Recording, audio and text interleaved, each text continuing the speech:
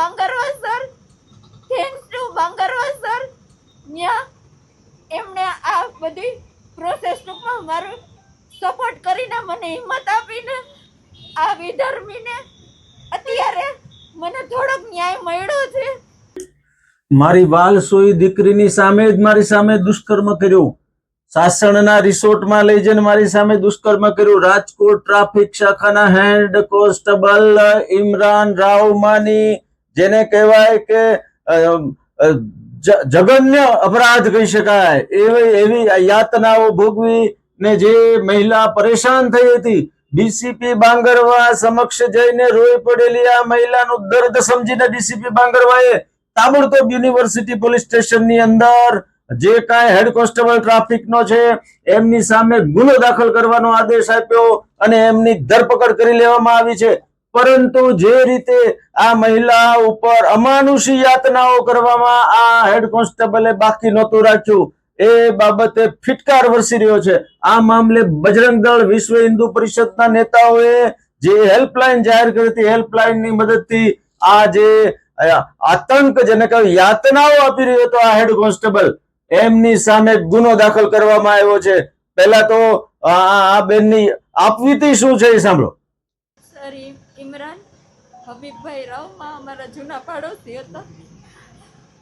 હું એક રાતમાં મમ્મીના ઘરે રોકાવા ગઈ હતી, ત્યારે ઘરની બાજુમાં ટેલર છે, લેડીઝ ટેલર, ત્યાં બ્લાઉઝ સીવડાવવા હું બેઠી હતી. આ વિધર્મી ન્યા જ બેઠો હોય છે, એની બેઠક ન્યા જ છે, લેડીઝનો ધંધો તો એ ન્યા જ બેઠો હોય છે. ટેલર લગભગ એના સપોર્ટમાં જ છે. ત્યાંથી હું નીકળી એક રાત્રે જે ઘટનાનો બનાવ બની તે રાત્રે મારા ઘરે કોઈ નહોતું, ત્યાં બેઠા હતા ત્યાં એણે જાણી લીધું વાતમાંથી. જૂના પાડોશી હતા એટલે એટલી વાતચીત તો આપણે થાય એમ. પછી તરત જ પાછળ આવીને મૂંગો દઈને, બધાના બ્લોક સરખા જ છે એટલે રૂમ ખબર જ હોય ને ક્યાં છે ક્યાં શું છે, એટલે સીધો ત્યાં લઈ ગયો અને મારું પહેલાં તો ટોક કાઢી નાખ્યું. એટલે હું કાંઈ કરી ન શકું. મારા પપ્પા એક જ અને મારી ઢીંગલી ઘોડિયામાં સૂતી હતી.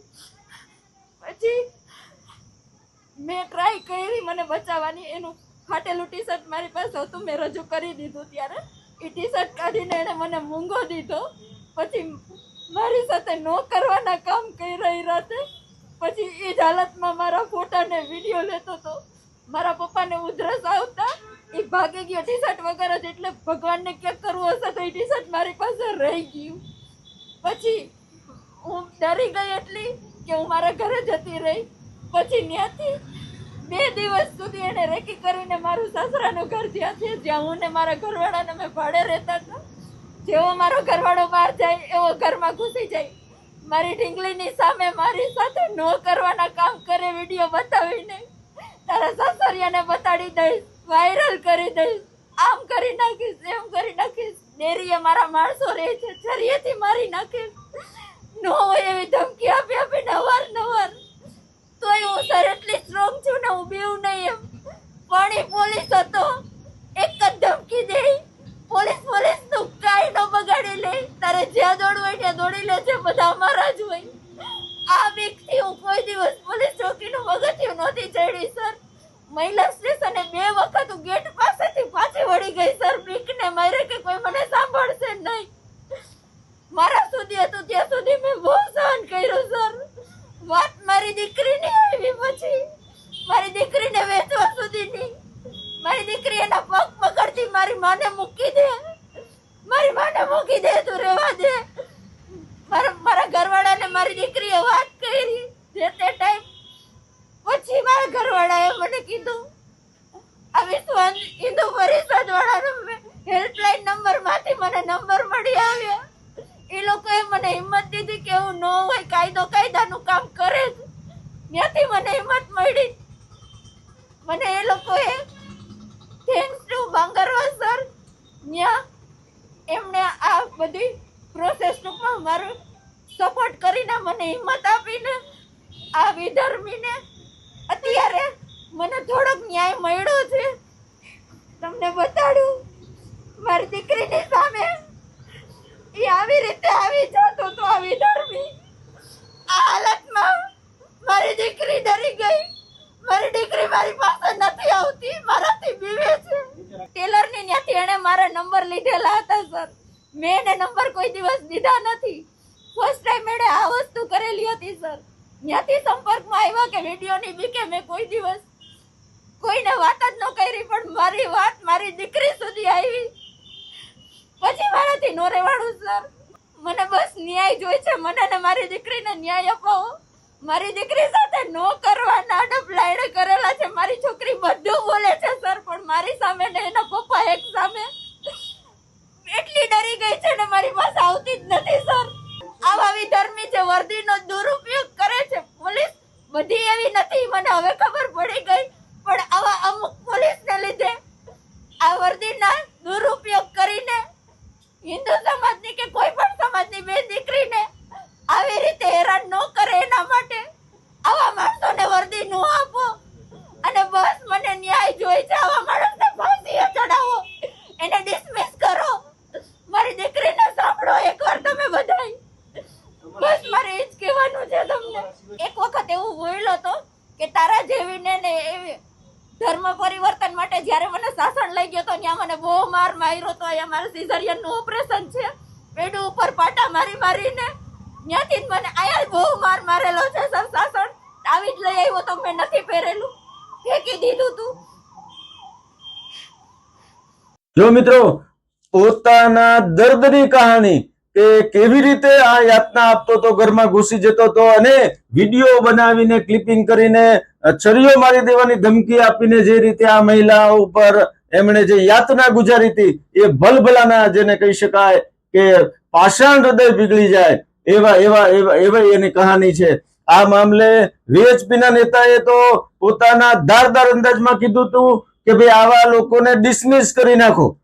સીપી સાહેબે જે રીતે સહકાર આપ્યો છે અને જે રીતે આ મહિલાની આપવીતી સાંભળીને ગુનો દાખલ થયો છે એ બાબતે આભાર વ્યક્ત કરીને આવા લોકો સામે, વિધર્મીઓ સામે એમણે તો આકરા શબ્દોમાં એવું પણ કીધું કે સખતમાં સખત કાર્યવાહી થવી જોઈએ. શું કહ્યું નેતાએ એ પણ સાંભળો.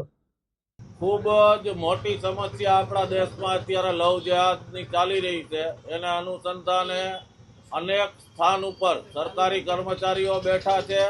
એ પણ જેને મદ્રસામાંથી શીખવાડવામાં આવે છે એ મુજબના રસ્તે ચાલી અને ઉપરાષ્ટ્રપતિ કે રાષ્ટ્રપતિ કે ચૂંટણી પંચના સીઈઓ, ન્યાયમૂર્તિઓ, રજિસ્ટ્રાર ઓફિસમાં કે પોલીસ ખાતામાં જે આવા વિધર્મીઓ છે એના પદનો દુરુપયોગ કરી હિન્દુ બેન દીકરીને ફસાવાનું ષડયંત્ર એક ચાલી રહ્યું છે અને વારંવાર આપણી સૌની સામે એ ઉજાગર થઈ રહ્યું છે.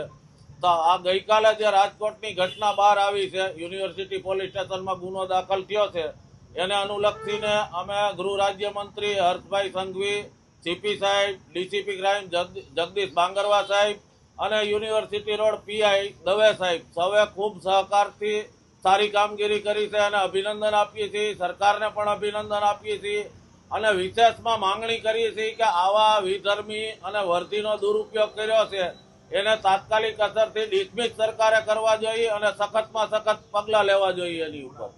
સમાજની અંદર જે રીતે આવા લોકો પોતાનું જે એક પ્રકારની યાતના રૂપ જે છે પોતાની વર્દીનો દુરુપયોગ કરે છે એની સામે આજે બજરંગ દળના નેતાએ પણ જે છે એ આખરી પ્રતિક્રિયા આપી હતી, એ પણ સાંભળો. રામનવમીના દિવસે એક આની પહેલાનો એક બનાવ બનેલો હતો ત્યારે પરેશભાઈ અમારા આખા હેડ છે રાજકોટના, એણે એક હેલ્પલાઇન નંબર અને આખી સંકલન સમિતિથી 990 નંબર આ એક હેલ્પલાઇન નંબર અમે જાહેર કર્યો છે કે જે હિન્દુની બેન દીકરીઓને તકલીફ હોય એ બેન દીકરીઓનું નામ પણ જાહેર નહીં થાય ને કોઈ પણ તકલીફ હોય બધી વિશ્વ હિન્દુ પરિષદ અને બજરંગ દળ સંગઠન એના સ્વખર્ચે એને બધો સપોર્ટ આપે છે. આ બેનનો હેલ્પલાઇન નંબર ઉપર ફોન આવ્યો એટલે અમારા કાર્યકર્તા જયદીપભાઈ અને વૈશાલીબેન અને વૈશાલીબેન એ લોકો સીધા બેનના ઘરે ગયા. બેન એટલા બધા ડરી ગયા હતા. બેન કે તમે મને અહીંથી લઈ જાઓ, મારો ફોન ટ્રેસ કરેલો છે, હું અહીંથી કોઈ પણને ફોન કરીશ તો તરત એને ફોન આવી જશે ફોન. અને મારા વિરુદ્ધ મને આ લોકો દૂધ સાકર ડેરીથી કોઈક મને સરિયું મારવાની, મારા પ્રાઇવેટ પાર્ટ ઉપર ધમકી મારે છે, મને મારી નાખશે. એટલે અમારા જે કાર્યકર્તા હતા તમે શાંત થઈ જાઓ, એના પતિ સાથે વાત કરી સંકલન કરીને એના પતિને હિંમત આવી, એના પતિએ કીધું કે બજરંગ દળ ને વિશ્વ હિન્દુ પરિષદ પડખે છે, તો અમને પૂરો ભરોસો છે, અમને ન્યાય મળશે. અમે કીધું કે તમે સાથે આવો, સંકલન કરીને અને આપણે ગુનો દાખલ કરી. બેન એટલા બધા ડરી ગયા હતા, એના ઘરે રહેવા પણ તૈયાર નહોતા. 2 દિવસ અમારા કાર્યકર્તાના ઘરે એના 2 માણસને અમારા ઘરે અહીંયા લઈ આવ્યા હતા અને શાંતિથી સમજાવવા, સાંત્વના આપી. પછી એને હિંમત આવી. પછી અમે બેનને લઈને સીધા સીપી સાહેબ પાસે ગયા, કમિશનર સાહેબ પાસે, અને કમિશનર સાહેબે ખૂબ સરસ સપોર્ટ આપ્યો. કમિશનર સાહેબે કીધું કે આપણે જે કરવું પડે એ કરશું. કમિશનર સાહેબે પછી બાંગરવા સાહેબને કેસ આપ્યો, ડીસીપી ક્રાઇમ સાહેબને. ક્રાઇમ સાહેબ ખૂબ સાંત્વના આપીને યુનિવર્સિટી પીઆઈ સાહેબે બધું જ નિયમ મુજબ જે મુજબ થતું તે મુજબ ગુનો દાખલ કરી અને આજે વિધર્મીને બેસાડી પણ દીધો છે જેલમાં. જો મિત્રો, બેન શ્રી સ્પષ્ટ કહી રહ્યા છે, thanks to Rajkot CP Bangarwa સાહેબ, કે જેના કારણે કે જેના સહયોગથી આ હેડ કોન્સ્ટેબલ સામે ગુનો દાખલ થયો છે. બજરંગ દળ વીએસપી એ પણ પોતાની ભૂમિકા ભજવી છે અને એક મહિલાને આવી યાતનામાંથી છોડાવવામાં સફળતા મળી છે. જે રીતે આખો આ બનાવથી રાજકોટની અંદર હડકંપ મચી ગયો છે કે ગુપ્ત રીતે જે એક વર્દીની આડમાં આ ટ્રાફિક હેડ કોન્સ્ટેબલ ઇમરાન રાવમાં જે યાતના આપી રહ્યો હતો, એમાંથી આ મહિલાને છોડાવવામાં સફળતા મળી છે અને સમગ્ર મામલે રાજકોટની અંદર આ ઇમરાન રાવમાં સામે ફિટકારની લાગણી વરસી રહી છે. ઇવનિંગ પોસ્ટ ન્યૂઝને આજે જ લાઈક કરો, શેર કરો, સબસ્ક્રાઇબ કરો. આભાર.